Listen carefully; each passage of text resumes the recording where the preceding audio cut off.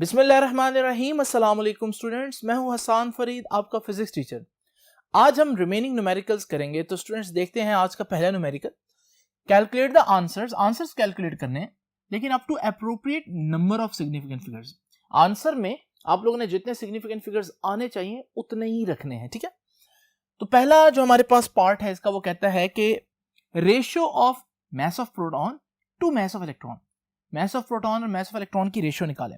Mass of proton ये होता है, मास ऑफ इलेक्ट्रॉन ये होता है, ये बुक ने दिया हुआ है। अब आप इसको सॉल्व करें सीधा सीधा, इन वैल्यूज को कैलकुलेटर में पुट करें और इसका आंसर निकालें। इसका आंसर आ जाएगा 1.83323 इंटू 10⁻³ तो इसका आंसर निकालना तो कोई इतना मसले वाली बात नहीं है। असल जो इशू है वो ये है कि आपने सिर्फ आंसर निकालना नहीं है बल्कि उसमें appropriate number of significant digits भी रखने हैं। अब वो हमें कैसे पता चलेगा, उसके लिए हम लोगों ने कुछ रूल्स पढ़े थे। यहां आप देख रहे हैं दो चीजें डिवाइड हो रही हैं। डिवीजन में हम लोगों ने ये रूल पढ़ा था कि जो आंसर है उसमें आपने उतने सिग्निफिकेंट फिगर्स रखने हैं जितने डिवाइड होने वाली चीजों में जिसके पास सबसे कम सिग्निफिकेंट फिगर्स होंगे। अब जरा देखिए, एक चीज ऊपर है मास ऑफ प्रोटॉन। आपको मालूम है पावर ऑफ 10 तो सिग्निफिकेंट होती नहीं है, ठीक है। तो 1 2 3 सिग्निफिकेंट फिगर्स हुए। नीचे देखें तो पावर ऑफ 10 तो सिग्निफिकेंट नहीं होगी। 9 1 9 6, क्योंकि ये जीरो नहीं है ये तो सिग्निफिकेंट होंगे, क्योंकि जीरो के अलावा हर डिजिट सिग्निफिकेंट होता है। ये जो दरमियान वाला जीरो है ये दो सिग्निफिकेंट्स के दरमियान में है तो ये भी सिग्निफिकेंट होगा। यानी ऊपर वाली मेजरमेंट के पास 3 सिग्निफिकेंट फिगर्स हैं, नीचे वाली जो मेजरमेंट है उसके पास 5 सिग्निफिकेंट फिगर्स हैं। और हमारे आंसर में उतने सिग्निफिकेंट आने चाहिए जितने दोनों में से सबसे कम है जिसके पास। तो देखें इसके पास 3 है तो कम है, तो हमारा आंसर में 3 सिग्निफिकेंट आने चाहिए। तो हमारा आंसर 1 2 3 डिजिट्स तक होना चाहिए। तो यानी ये जो 3 है इसको हम लोगों ने एलिमिनेट करने हटाना है। तो ये 5 से छोटा है। और मैंने आपको बताया था अगर कोई चीज 5 से छोटी हो तो फिर लास्ट डिजिट में आप कैरी नहीं करेंगे कुछ भी, तो आप लिखेंगे इसमें 1.83 यहां तक आंसर लिखेंगे, बाकी सारा आंसर हटा देंगे इंटू 10⁻³ क्यों ऐसा किया? क्योंकि आप लोग जानते हैं कि हम लोगों ने आंसर में उतने सिग्निफिकेंट फिगर्स रखने हैं जितने उन डिवाइड होने वाली मेजरमेंट्स में जिसके पास सबसे कम थे उतने। तो इसके पास 3 थे ना, तो इसके पास भी अब 1 2 3 है, क्योंकि 10⁻³ सिग्निफिकेंट काउंट नहीं होती। और यूनिट देख लेते हैं, ऊपर किलोग्राम है नीचे भी किलोग्राम है, मैस है तो किलोग्राम किलोग्राम से कैंसिल हो जाएगा, तो इस रेशियो का कोई यूनिट नहीं होगा।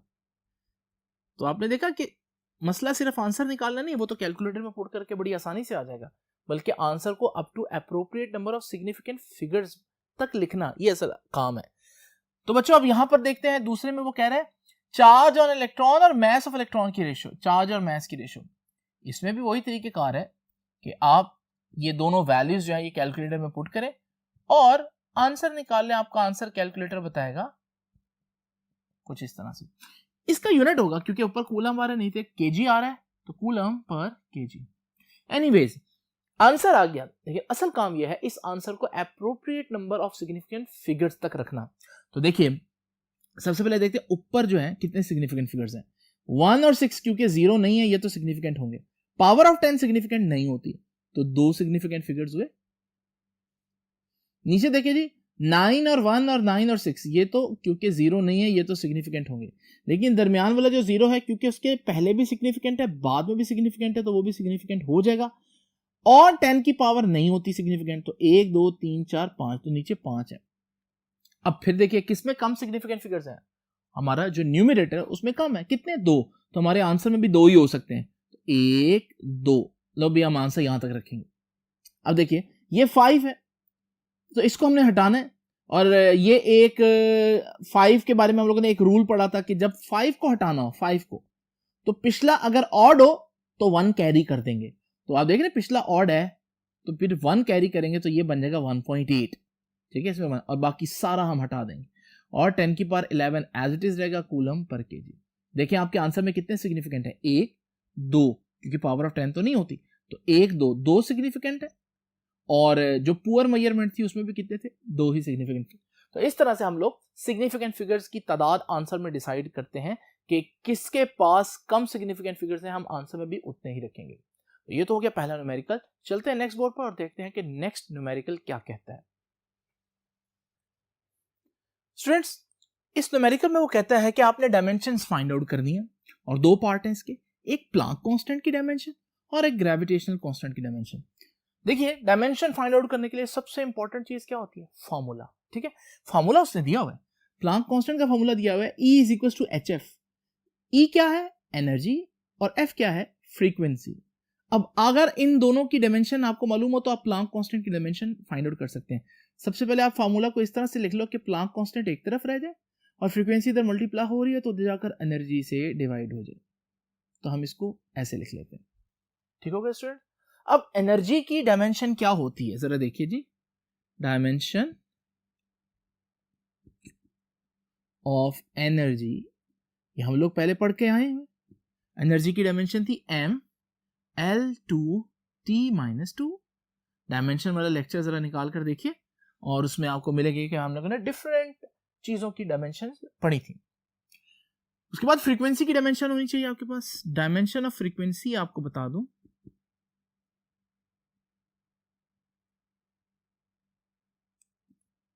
वो होती है T-1। लो भाई, अगर आप डायमेंशन निकालना चाहते हैं प्लांक कांस्टेंट की तो अब देखिए क्या होगा। डायमेंशन ऑफ प्लांक कांस्टेंट यानी H, ठीक है, तो वो दोनों डिवाइड हो रहे हैं तो हम इन दोनों की डायमेंशंस को डिवाइड कर देते हैं। एनर्जी की डायमेंशन क्या है जी? m L2T-2 डिवाइडेड बाय, नीचे फ्रीक्वेंसी की डायमेंशन आ रही है, फ्रीक्वेंसी की डायमेंशन क्या है? T-1। लो बच्चों, ये T-1 है, ये हम ऊपर ले जाते हैं तो हमारे पास पावर पॉजिटिव हो जाएगी, तो T-1 ऊपर जाकर T+1 हो जाएगा। अब देखें, T को T के साथ सॉल्व करते हैं तो सेम बेस है, जब बेसिस सेम हो तो पावर ऐड हो जाती है, तो ये बनेगा m L2T-2 आ जाएगा इस पावर का और +1 आ जाएगा इस पावर का, तो ये ऐड होकर बन जाएगा mL2T-1, क्योंकि -2 +1 -1 होता है। तो ये आ गई हमारे पास प्लांक कांस्टेंट की डायमेंशन। इसी तरह से ग्रेविटेशनल कांस्टेंट की डायमेंशन फाइंड आउट करने के लिए जरा देखें G, तो हमारे पास G को एक तरफ कर लें, R का स्क्वायर इधर डिवाइड हो रहा है तो जाकर F से मल्टीप्लाई हो जाएगा, ये बन जाएगा FR स्क्वायर, और M1 M2 इधर मल्टीप्लाई हो रहे हैं उधर जाकर डिवाइड हो जाएंगे। तो अगर मैं G को एक तरफ करूं तो हमारे पास ये चीज बन जाएगी। अब मुझे तीन चीजों की डायमेंशन पता होनी चाहिए। एक फोर्स की, याद रखिएगा, डायमेंशन ऑफ फोर्स भी हम लोगों ने बड़े डिटेल में पढ़ी है लेक्चर में, और वो होती है mLT-2। ठीक है जी, mLT-2। R तो डिस्टेंस है, और डिस्टेंस की डायमेंशन यानी R की डायमेंशन वो तो L ही होती है। ठीक है, तो डायमेंशन ऑफ R जो है वो L होगी। और M1 और M2 क्या है? ये मैसेज है, तो dimension of M1 and M2 वो हमारे पास मैसेज है, तो M डायमेंशन हो जाएगी। अब ये वैल्यूज ऊपर पुट करते हैं तो हम G की डायमेंशन निकालते हैं, तो डायमेंशन ऑफ G किसके बराबर होगा जी? पहले आ रहा है फोर्स, तो इसकी डायमेंशन पुट करते हो। डायमेंशन क्या बन रही है इसकी? mLT-2। ठीक है, ये फोर्स की डायमेंशन आ गई। साथ R का स्क्वायर है, R की डायमेंशन क्या है? L, लेकिन इसका स्क्वायर लिखेंगे हम। अच्छा, नीचे M1 और M2 दोनों की डायमेंशन आएगी, तो M1 भी मैस है, डायमेंशन M, M2 भी मैस है, उसकी भी डायमेंशन M आ जाएगी। आइए इसको मजीद सॉल्व करते हैं। mLT-2 एज इट इज, ठीक है, ये वाली पहले वाली चीज मैंने ऐसे लिख दी। ये L का स्क्वायर है तो ये आ जाएगा L स्क्वायर, और M इंटू M भी M स्क्वायर हो जाएगा। लो भी बच्चों, अब जरा देखिए, ये M स्क्वायर जब ऊपर जाएगा तो M की पावर -2 हो जाएगा, ये हमारे पास बनेगा mLT-2, ये एज इट इज, फिर उसके बाद L square as it is, फिर ये M की पावर ऊपर लेकर जाऊंगा तो ये m की पावर -2 बन जाएगी। अब जिनकी बेसिस सेम है उनको हम एक साथ लिख लेते हैं, जैसे ये मैस है और ये भी मैस है, तो इनको एक साथ लिख लेते हैं। इसकी पावर नहीं लिखी हुई तो जिसकी ना लिखी उसकी +1 होती है ना, तो इसकी पावर +1 है और इसकी पावर -2 है, तो मैं इसी के साथ इसकी पावर ले देता हूं क्योंकि दोनों की बेस सेम है, दोनों ही m है। इसी तरह ये l है, l के ऊपर भी कुछ नहीं लिखा तो +1 होगा, तो l की पावर +1 और साथ इसकी l की पावर +2 है, तो इसको भी मैं साथ लिख देता हूं तो ये +2 हो जाएगा। t के साथ कोई और सॉल्व होने वाला नहीं है तो ये ऐसे ही रहेगा। लो भाई ये बन जाएगा +1 - 2 -1 +1 +2 +3 और t -2 और ये है हमारे पास ग्रेविटेशनल कांस्टेंट g की डायमेंशन। यानी किसी भी चीज की डायमेंशन निकालना बहुत आसान है, सिर्फ आपके पास फार्मूला होना चाहिए, तो आप सॉल्व करके उस चीज की डायमेंशन फाइंड आउट कर सकते हैं।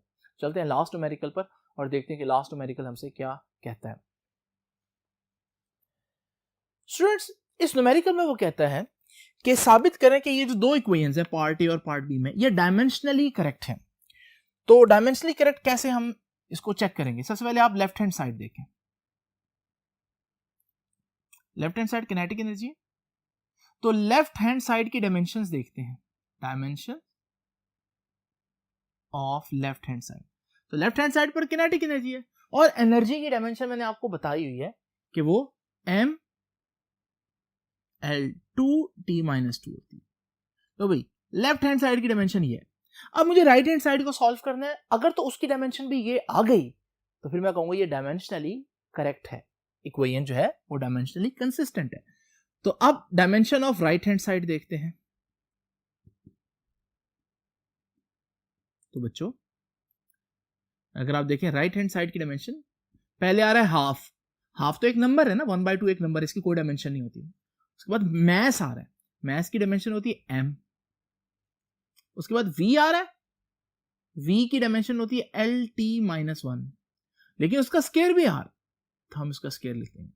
आइए इसको सॉल्व करते हैं।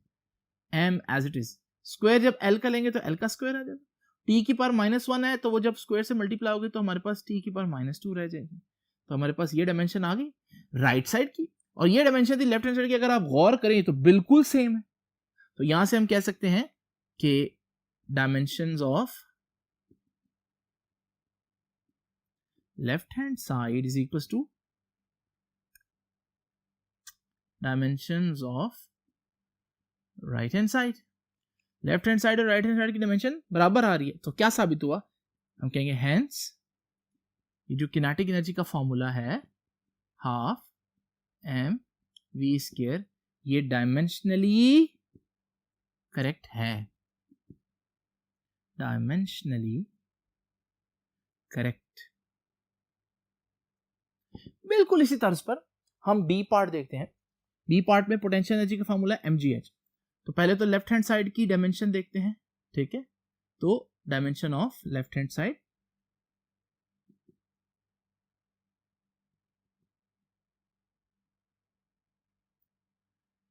लेफ्ट हैंड साइड में पोटेंशियल एनर्जी है। भाई पोटेंशियल एनर्जी भी तो एनर्जी ही होती है, और एनर्जी कोई भी किसी भी किस्म की उसकी जो हमारे पास डायमेंशन है वो mL2T -2 है। ये हम लोगों ने बहुत डिटेल में पढ़ा। अब हमें राइट हैंड साइड की डायमेंशन निकालनी है। अगर तो बराबर आ गई तो फिर हम कहेंगे कि वाकई में ये इक्वेशन बिल्कुल करेक्ट है। तो राइट हैंड साइड में अब तीन चीजें हैं। पहले मैस, मैस की डायमेंशन m ही होती है। उसके बाद g एक्सेलरेशन है, ग्रेविटेशनल एक्सेलरेशन है, और एक्सेलरेशन की डायमेंशन होती है LT -2। और हाइट, हाइट तो एक डिस्टेंस है यानी लेंथ है, और लेंथ की डायमेंशन L होती है। आइए इसको सॉल्व करते हैं। m के साथ सॉल्व होने वाला कुछ भी नहीं है, ये L है और ये L है, तो जब ये मल्टीप्लाई होंगे L का स्क्वायर, और t के साथ भी सॉल्व होने वाला कुछ नहीं, तो वो एज इट इज आ जाएगा। तो क्या डायमेंशन है राइट हैंड साइड की? mL2T -2। लेफ्ट हैंड साइड की क्या थी? mL2T -2, यानी सेम डायमेंशन है। यहां से भी हमें क्या पता चला कि dimension of left hand side is equal to dimension of right hand side, यानी दोनों डायमेंशन क्या होगी? बराबर होगी। तो हम कहेंगे कि potential energy is equal to mgh is dimensionally correct. तो ये इक्वेशन भी करेक्ट है। और यही डायमेंशनल एनालिसिस का फायदा मैंने आपको बताया था कि डायमेंशनल एनालिसिस के जरिए हम किसी भी इक्वेशन के बारे में ये चेक कर सकते हैं कि वो डायमेंशनली करेक्ट है या नहीं। तो स्टूडेंट्स, यहाँ हमारा आज का लेक्चर इख्तिताम को पहुंचता है। आपसे इंशाल्लाह मुलाकात होगी नेक्स्ट लेक्चर में। तब तक के लिए अल्लाह हाफिज।